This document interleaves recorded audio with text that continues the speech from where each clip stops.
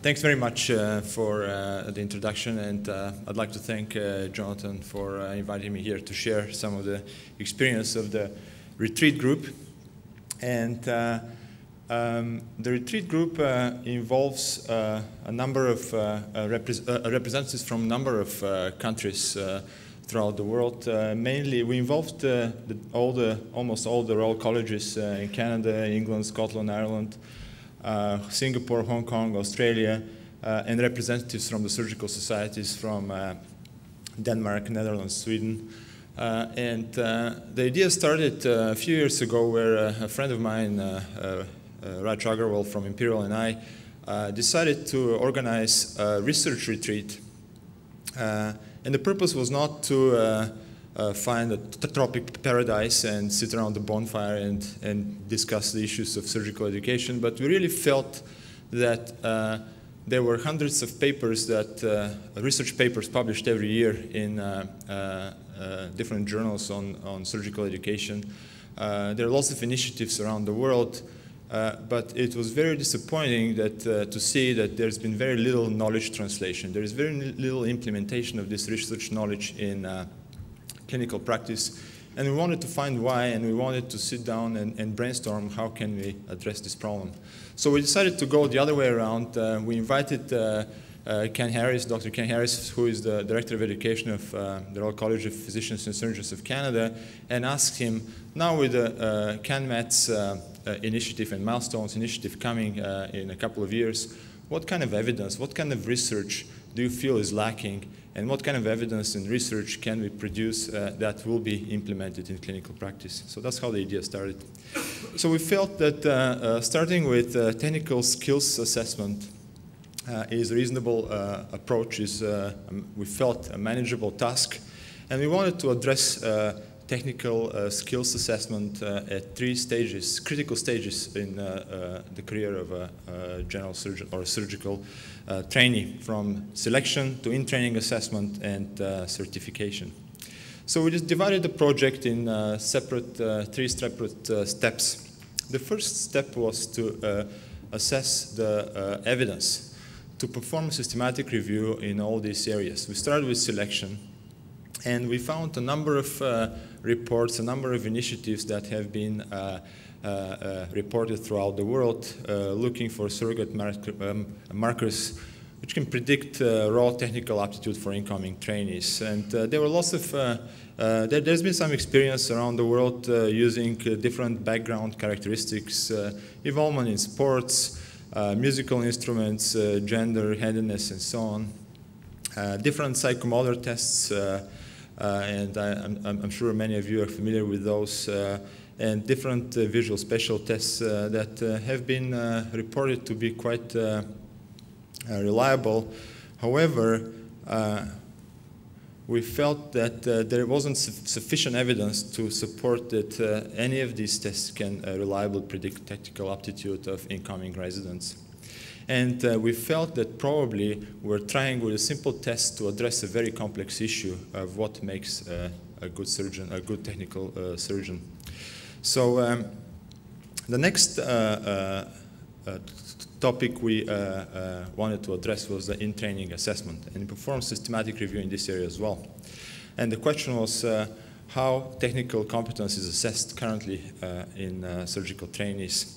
And we found quite heterogeneous definitions. We found people discuss technical competence, proficiency, skills, performance, often within the same paper using these terms with the same meaning, which is clearly not the case. And we have to start from the basics. We needed to identify or to clearly discuss what these different terms mean and how to assess them in a reliable and transparent fashion. And there are we found in the literature review that there were a number of tools that have been proposed and evaluated in hundreds of papers, literally. Those involve different Likert scales, binary outcomes, novel tools such as virtual reality simulation, or surrogate clinical outcomes. And The majority of these tools were initially created to address or to assess technical skills, with very few of those specifically designed to evaluate technical competence. And we found that the majority of the validation studies on these different tools was addressing phase validity or construct validity. And as the previous speaker outlined, it is important that these tools are developed and validated using modern standard setting methodology, which was the case in very few of the studies. The third topic we addressed was the use of different tools for certification purposes. And we found a few successful models out there. For example, the Israeli Board of Anesthesiology has used multi-station performance-based assessment since 2004 with quite good success. The fundamentals of laparoscopic surgery, I'm sure the majority of you are familiar with, is a quite simplistic way of evaluating laparoscopic skills. Nevertheless, it is a good start to evaluate these skills, and it's, as many of you know, now a mandatory prerequisite to American board certification in general surgery. The European Board of Vascular Surgery has experience since 2004 with technical skills assessment for certification purposes, and recently my colleague Sandra de Montbrun developed a tool for technical skills assessment for certification purposes for the fellows getting accredited through the American Society of Colorectal Surgeons. So there were some good examples that we could use in this systematic review. The second step in this initiative was to assess what is the international practice. And we again, conducted several surveys with the directors of education of all the Royal Colleges I mentioned before and surgical societies throughout the world. And we wanted to find out, we wanted answers to a few questions we felt are important prior to designing new tools or proposing evidence-based curricula for technical skills assessment. As far as selection was concerned, we found that half of the directors of education we consulted felt that that may not be that important at this point, and the other half felt that it is important. In training and for in-training and certification purposes, the majority agreed and strongly agreed that this is important, and assessment objective and evidence-based assessment curricula need to be designed and implemented in clinical practice. Here we asked the participants in the retreat group to rate the different attributes for a surgical trainee. And you can see, obviously, all of them are important, and technical skill is one of the important attributes of a competent surgeon. As far as selection is concerned, we asked what is the current practice in all these countries, whether there is assessment curricula for selection purposes for surgical training, and we found that in one of the programs, in one of the countries, there was a selection curriculum in place in all surgical programs. The majority of the countries did not have any selection curricula that was in place.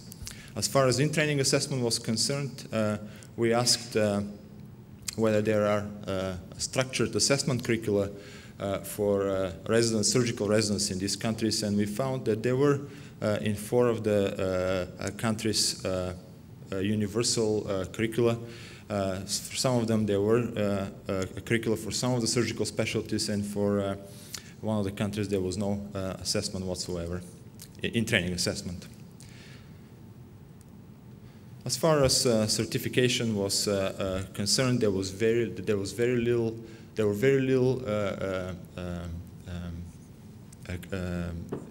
experience with implementation of assessment curricula for certification purposes throughout the world, as far as technical skills are concerned.